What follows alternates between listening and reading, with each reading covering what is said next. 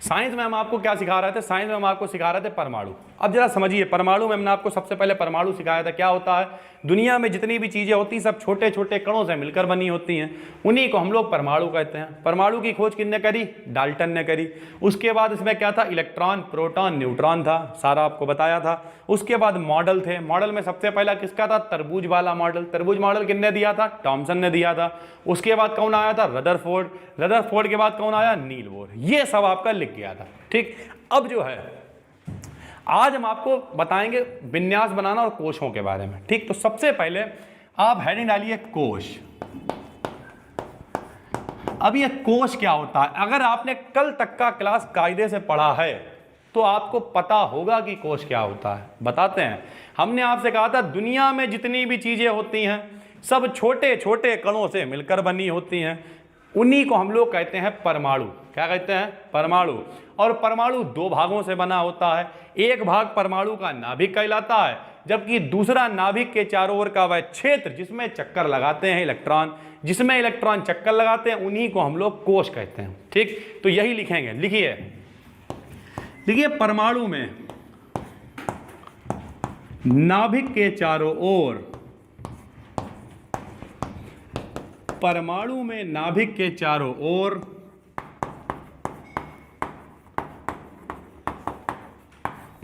Electron चक्कर लगाते हैं। परमाणु में नाभिक के चारों ओर इलेक्ट्रॉन चक्कर लगाते हैं। परमाणु में नाभिक के चारों ओर इलेक्ट्रॉन चक्कर लगाते हैं। परमाणु में नाभिक के चारों ओर इलेक्ट्रॉन चक्कर लगाते हैं।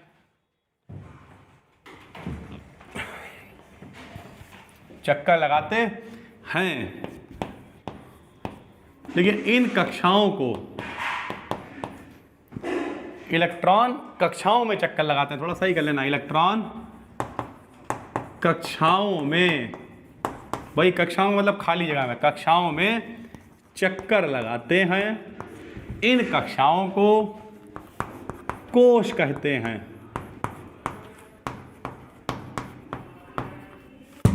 इन कक्षाओं को कोश कहते हैं।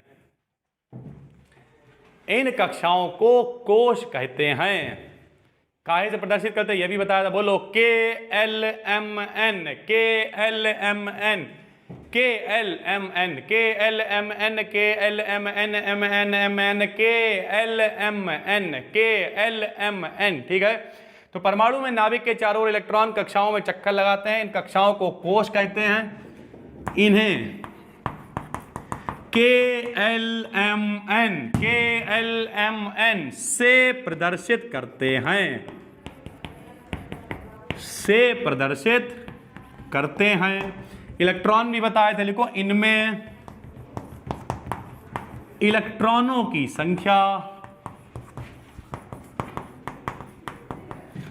के में होते 2, 8, 18, 32 होती है। पहले लिख लीजिए फिर समझाते हैं। परमाणु में नाभिक के चारों ओर इलेक्ट्रॉन कक्षाओं में चक्कर लगाते हैं। इन कक्षाओं को कोश कहते हैं। के एलिमेंट से प्रदर्शित करते हैं तथा इनमें इलेक्ट्रॉनों की संख्या 2, 8, 18, 32 होती है। 2, 8, 18, 32 होती है। 2, 8, 18, 32 होती है। 2, 8, 18, 32 होती है। ठीक है, लिख लिया होगा आपने। अब थोड़ा समझाते हैं पहले कोश के बारे में, जरा समझिए क्या होता है कोश। मेरे भाई जरा समझो, इधर देखो भैया। परमाणु ऐसा होता है, दो भागों से मिलके बना होता है। एक भाग कहलाता है परमाणु का नाभिक, बार बार आपको बता रहे हैं। नाभिक में होते हैं प्रोटॉन और न्यूट्रॉन। टोटल कितने आदमी थे? 3। Electron, proton, neutron, electron, proton, neutron, electron, proton, neutron, electron, proton, neutron, electron, proton, neutron, electron, proton, neutron, electron, proton, neutron. ठीक है, तो प्रोटॉन और न्यूट्रॉन होता है। जबकि दूसरा नाभिक के चारों ओर का वह क्षेत्र जिसमें इलेक्ट्रॉन चक्कर लगाते हैं, जिसमें इलेक्ट्रॉन चक्कर लगाते हैं उन्हें कहते हैं कोश। अभी बताया, बोलो कहा लिखते हैं, के L M N, K L M N, K L M N, K L M N, K L M N, K L M N, K L M N. और याद रखिए के में कितने इलेक्ट्रॉन चक्कर लगा सकते हैं? 2। यानी यहां अगर घूम भी रहे होंगे केवल कितने आदमी घूम रहे होंगे? 2। अंधाधुंध चक्कर पे चक्कर, चक्कर पे चक्कर, चक्कर पे चक्कर, ठीक है। एल में लगा सकते हैं 8 इलेक्ट्रॉन चक्कर, एम में लगा सकते हैं 18 और एन में लगा सकते हैं 32। इसका मतलब क्या है बोलो? के एल एम एन 2 8 18 32, के एल एम एन 2 8 18 32, के एल एम एन 2 8 18 32, के एल एम एन 2 8 18 32। क्या कहना चाह रहे हैं समझिए। बताओ परमाणु कितने भागों से मिलकर बना होता है? 2। कितने भागों से मिलकर बना होता है? 2। परमाणु कितने भागों से मिलकर बना होता है? 2। एक कहलाता परमाणु का नाभिक, एक कहलाता परमाणु का नाभिक। नाभिक में होते हैं प्रोटॉन और न्यूट्रॉन, नाभिक में होते हैं प्रोटॉन और न्यूट्रॉन, जबकि दूसरा चक्कर लगाते हैं इलेक्ट्रॉन। इलेक्ट्रॉन जिनमें चक्कर लगाते हैं उन्हें क्या कहते हैं? कोश। क्या कहते हैं? कोश। कैसे लिखोगे? के L M N, K L M N. के में कितने? 2, एल में कितने? 8, एम में कितने? 18 और एन में कितने? 32। ये हमने आपको लिखाया, ठीक। अब इनकी सहायता से हम लोग विन्यास बनाना सीखेंगे। हम आज आपको 1-2 विन्यास बनाना सिखाएंगे, फिर आप ट्राई करिएगा। पेपर में अगर कोई आर्य महिला वाला बच्चा यहाँ पे देख रहा है,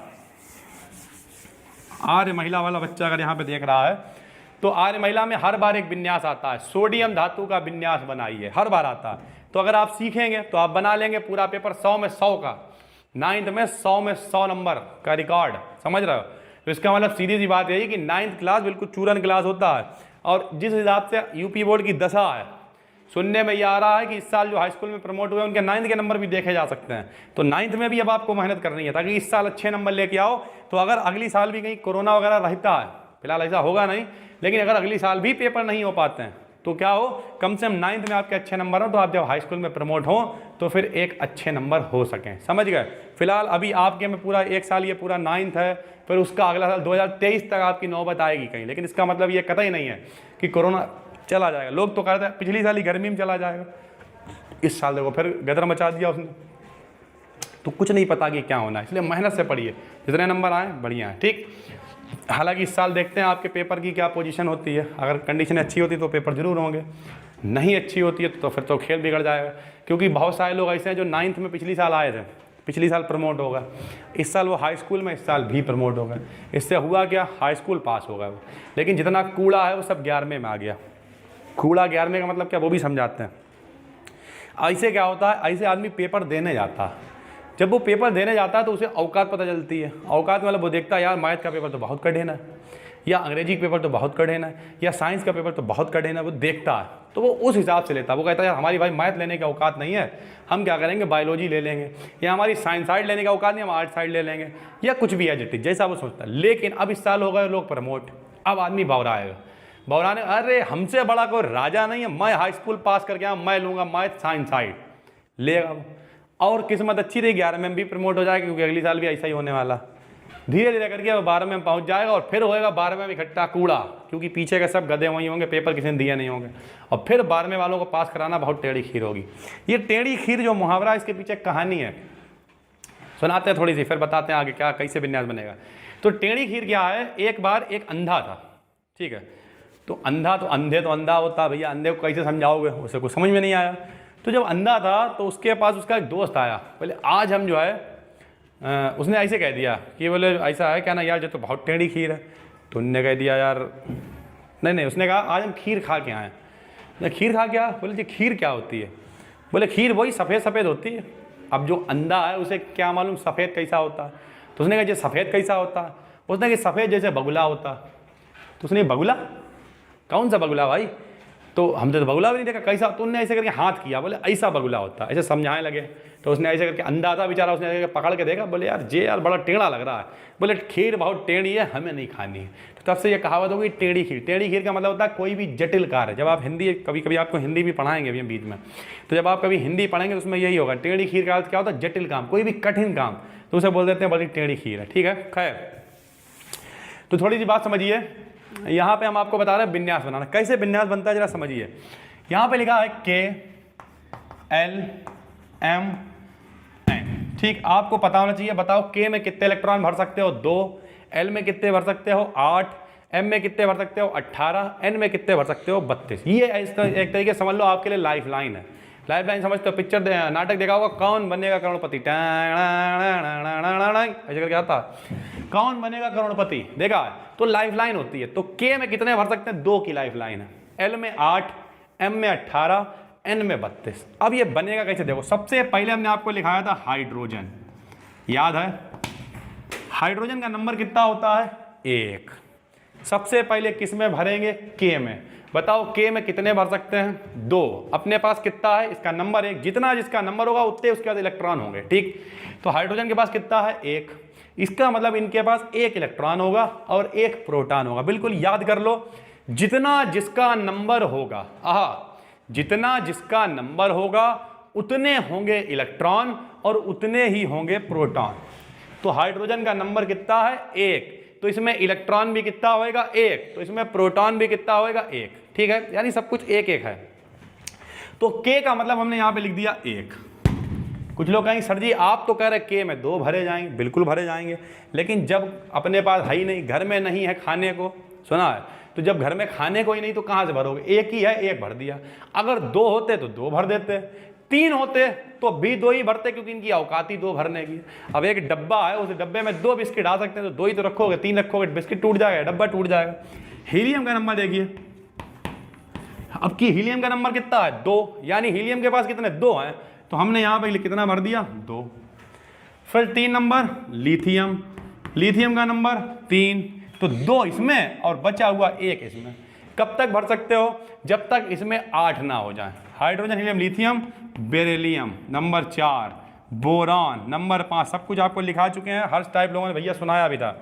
boron, carbon number 6, nitrogen number 7, oxygen number 8, hydrogen, helium, lithium, beryllium, boron, carbon, nitrogen, oxygen, fluorine. चलो इधर लिख देते हैं, फ्लोरीन का नंबर 9 और नियॉन का नंबर 10, ठीक है। इसमें भी वही K11 में भरेंगे कि आप उसी के नीचे लिखते रहना, मेरे पास जगह कम पड़ गई तो हमने इधर लिख दिया। अब देखो इसका नंबर कितना है? 4। K में कितने भरोगे? 2। फिर L में कितने बचे? 2। 2 और 2 4। अब L में 8 आ सकते हैं, भरे रहो। 2 3 2 4 2 5 2 6, गिन भी सकते हो। 6 और 2 8 होता, देखो 8 नंबर है। इसका नंबर कितना है? 9। इसमें कितने आ सकते हैं? 2। इसमें कितने बचे? 7। इसमें कितने? 2। इसमें कितने? 8। देखो 8 और 2 कितने होगा? 10। अभी बताया K में कितने आ सकते हैं? 2। L में कितने आ सकते हैं? 8। तो अब इसमें देखो 8 पूरे होगा। यानी जब 11 नंबर का बनेगा तब अगला कहाँ जाएगा? M में। तो इस तरीके से भरा जाएगा। K में कितने भरेंगे? 2। 2 से ज़्यादा नहीं भर सकते, कम है तो भर दो। इसमें 8 से ज़्यादा नहीं भर सकते, कम है तो भर दो। तो 1 2 3 जितने भी थे इस तरीके से भरते चलेगा, ठीक है। ये 10 तक विन्यास बनाना सिखाया आपको। इन्हें कहते हैं विन्यास। क्या कहते हैं? विन्यास। ऐसे करके पेपर में मान लिया उन्होंने कहा सब नहीं आएंगे, कोई एक, उसने कहा कि 3 नंबर वाले का विन्यास बनाओ, तो तुम क्या करोगे? आंसर डालोगे, खाली लिथियम लिखोगे, 3 नंबर लिखोगे और विन्यास बना दो। उसने कही 5 नंबर वाले का बनाओ, तो तुम बी डालोगे, 5 लिखोगे, इतना, केवल 1 लाइन। ये पूछा तो ये पूछा तो जितने नंबर का पूछेगा उतने का ही आपको केवल विन्यास बना देना है, ठीक है। उम्मीद करते हैं आपको समझ में आ गया होगा। अब हम लोग बनाएंगे 13 नंबर होता है एल्यूमिनियम। हम बोल दे रहे हैं एल्यूमिनियम। अगर कोई नया एडमिशन तो उन्हें पहले बता चुके हैं, इन सब के नाम हम पहले हिंदी में भी लिखवा चुके हैं, लेकिन कुल मिला के अब आप थोड़ी सी देर हो गई तो डरे मत आप। अभी यहाँ पे जल्दी आपको बुलाएंगे और फिर दोबारा से सब रिवीजन करा दिया जाएगा, कुछ भी टेंशन की बात नहीं, ठीक। एल्यूमिनियम 13 नंबर होता है। Sodium, potassium, sodium, magnesium, aluminium, silicon, phosphorus, sulphur, chlorine, argon, potassium और कैल्शियम। इसका नंबर है 14 15 16 17 18 19 और 20। सब लोग बताओ विन्यास कैसे? नाम बता दे रहे हैं हम फिर से, अगर किसी को ना आता हो। इसका नाम है एल्यूमिनियम। क्या नाम है? एल्यूमिनियम। यहाँ पे हम लिख भी दे रहे हैं क्योंकि छोटे छोटे बच्चे हैं, फिलहाल पहले लिखवा चुके हैं। एल्यूमिनियम इसका नाम क्या है? सिलिकॉन या सिलिकन भी पढ़ते हैं। इसका नाम है फास्फोरस। ये आपको लिखना नहीं है, हम इसलिए बता रहे हैं ताकि जो छोटे बच्चे हैं नए एडमिशन वाले उन्हें नहीं पता तो पता चला। एस से है सल्फर, Cl से क्लोरीन, Ar से आर्गन, K से पोटेशियम और Ca से कैल्शियम। ठीक है भाई, तो ये नाम होते हैं, इनसे मतलब नहीं आपको विन्यास बनाना। कैसे लिखते हैं बताओ? ऊपर लिख लेते थे K-L-M और N, K-L-M-N, K-L-M-N, K-L-M-N। बताओ K में कितने भरते थे? 2। L में कितने? 8। 8 और 2 10, हैं कितने? 13। कितने बचे? 3। कहाँ जाएंगे? M में।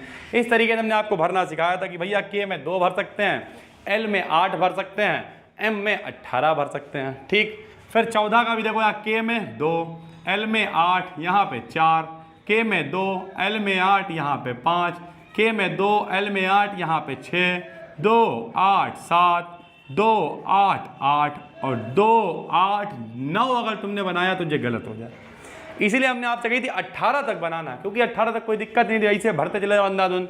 8 और 2 10 और 8 18, 8 और 2 10 और 7 17, 8 और 2 10 और 6 16, 8 और 2 10 और 5 15, 8 और 2 10 और 4 14, 8 और 2 10 और 3 13, अंधाधुंध भरते चले जाओ। लेकिन 19 में अगर आपने 9 भर दिया तो गलत हो जाएगा। क्यों गलत हो जाएगा? जरा सुनिए। 2 वैज्ञानिक थे, उनका नाम था कौशल और लुईस। क्या नाम था?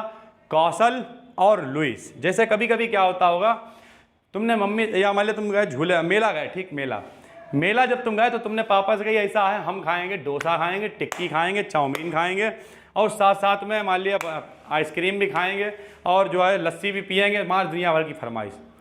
तो पापा ने इतना नहीं पिला पाएंगे, तो तुमने यार पापा डोसा ही खिला दो खाली। समझ रहे हो? यानी सब कुछ नहीं मिल रहा तो डोसा ही मिल जाए। उसी तरीके से अगर कौशल लुईस ने कही अगर 18 नहीं हो पा रहे हैं तो अगर 8 भी हो जाए तब भी काम चला लेंगे। मतलब अगर चाउमीन डोसा बर्गर सब नहीं मिल पा रहा तो खाली डोसा भी मिल जाएगा तब भी काम चला लेंगे, हम खा लेंगे। तो अगर 18 नहीं हो पा रहा तो 8 हो जाए काम चल जाएगा, तो ज़्यादा संतुष्ट। तो हमने क्या किया, यहाँ पे 9 की जगह पे क्या कर दिया? 8 कर दिया। क्यों कर दिया? क्योंकि कौशल और लुईस ने कहा अगर 18 ना हो तो 8 से काम चला लो। ठीक, कुछ लोग कहेंगे तो यहाँ तो 19 थे तो 8 और 2 10, 10 और 8 18, एक कम पड़ गया, एक कहाँ ले जाओगे? तो एक भर दिया इन्होंने आगे। बोले फ़ायदा क्या हुआ? फ़ायदा देखो, अब ये भी 2 में फुल है, 8 से फुल है, इनका भी 8 से काम चल रहा, केवल एक आदमी फालतू है। अब देखो 3 आदमी आराम से कामयाब हो गए। पहले 2 ही लोग कामयाब थे, एक 9 लेके बैठे तो कहीं के नहीं थे। उसी तरीके से यहाँ पे देखो 2 8 अगर 10 लिख दिया तो गलत, क्योंकि कौशल लुईस ने कहा अगर 18 नहीं हो पा रहा है तो घिनवाओ मत, कम से कम 8 ही कर दो। तो यहाँ पे कितने लिख दिया? फिर से 8, 8 और 2 10, 10 और 8 18 और 2 20। ठीक है, तो इस तरीके से इनके विन्यास बचे हुए बनते हैं। हालांकि 21 के, 22 के, 23 के, 24 के, 25 के, ऐसे टोटल 118 तत्व होते हैं। कितने होते हैं? 118 और 118 तत्वों के विन्यास बनते हैं। लेकिन टोटल 118 तत्वों के विन्यास आप बना के किसी काम के नहीं है। कब बनेंगे? जब आप फर्स्ट ईयर में पहुंचेंगे, यानी 11वें क्लास में, वहाँ पे आपको विन्यास बनाना सिखाया जाएगा। किस तरीके से विन्यास? वहाँ पे 4F सीरीज आएगी, 5F सीरीज आएगी, 50 60 70 80 90 वाले तक आ जाएंगे। जैसे कोई कहे 80 नंबर क्या होता है, 79 नंबर क्या होता है? मरकरी होता है। उसके बाद 80 नंबर क्या होता है? 80 नंबर क्या होता है? मरकरी। 79 नंबर क्या होता है? गोल्ड। 81 क्या होता है? थैलियम होता है। 82 क्या होता है? बिस्मत होता है। 83 क्या होता है? 83 बिस्मत होता है। 82 क्या होता है? पोलोनियम होता है। 84 नंबर क्या होता है? पोलोनियम। ठीक है, 82 क्या होता है? लेड होता है। 85 नंबर क्या होता है? स्टेटिन होता है। 86 नंबर क्या होता है? रेडॉन होता है। 87 नंबर क्या होता है? फ्रांसियम होता है। 88 नंबर क्या होता है? रेडियम होता है। तो इस तरीके से आगे याद करने को मिलेंगे। 81 82 83 90 91 92। 92 नंबर क्या होता है? यूरेनियम होता है। 98 नंबर क्या होता है? कैलिफोर्नियम होता है। बहुत सारे होते हैं, टोटल 118 होते हैं। बोले सर जी आपको कितने याद है? मेरी टेंशन ना लो, हम तो बहुत आदमी है, कहीं से कुछ भी याद कर लेते हैं। लेकिन आपको कितने याद करने हैं? आपको कम से कम 20 तक हर हालत में, वरना 30 तक याद होने चाहिए।